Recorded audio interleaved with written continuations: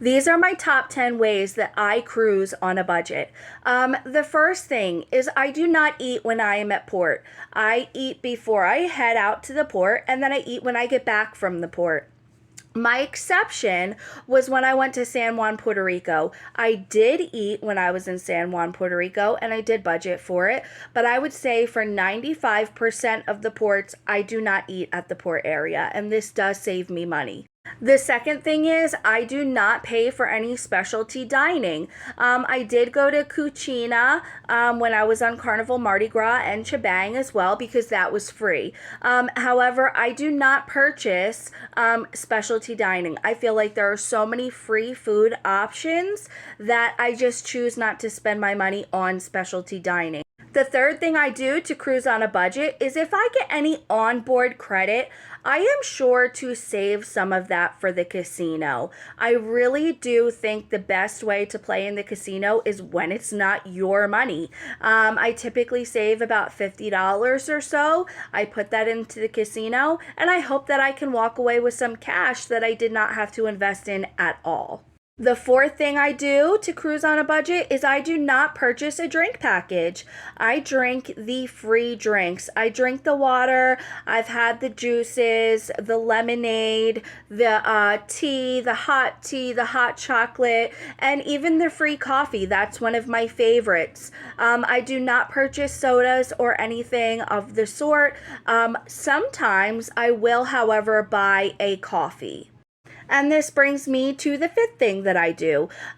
When going to Java Blue to get a latte, I make sure to give them the punch card because for every 7 coffees that you purchase, the 8th one is free. The sixth thing is I do not purchase excursions. I know when some people cruise, they book a excursion for pretty much every port that they go to, and that is fine. But one way I save money is instead of purchasing excursions, I kind of just go with the things that are at the port, whether it be a pool or a beach or exploring.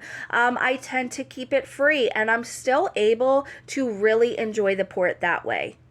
The seventh thing I do to make sure I'm able to cruise on a budget is when I am looking for new cruise clothes, I shop for those in the fall time. Right when the seasons change, they often have clothes from summertime on clearance, and that's normally when I'll grab a couple things. I remember about 2 years ago, I was looking for one of those very big beach hats with the big rims.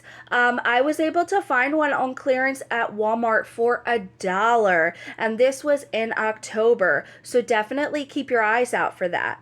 The eighth thing I do so that I can cruise on a budget is when I need to purchase souvenirs or maybe I want to just grab something to bring home, I do not purchase that from Carnival. I do not spend any money in the gift shops. I would rather do that at port where I can haggle or I can kind of see what's cheaper. And usually the ports are much cheaper than buying little knickknacks on the actual cruise ship. The ninth thing I do to make sure I cruise on a budget is I do a lot of research beforehand. I watch a lot of videos about the cruise port and even about the ship, for information on things such as taxi prices, for instance. That way I can make sure I budget everything before I leave so there's no expenses that I haven't accounted for. And the 10th way that I cruise on a budget is that I have to keep the mindset that, yes, while I may like to purchase this or that, and it may make my experience more fun, it's really not going to make or break me. And I would really rather save the money that way after my specific cruise that I'm on. I can have a little bit of extra money to go on another cruise again. The more money that I save on every cruise, that gives me the more opportunity to go on another vacation. And to me, I would rather be able to go on multiple cruises and kind of be frugal than just one cruise where I just splurge.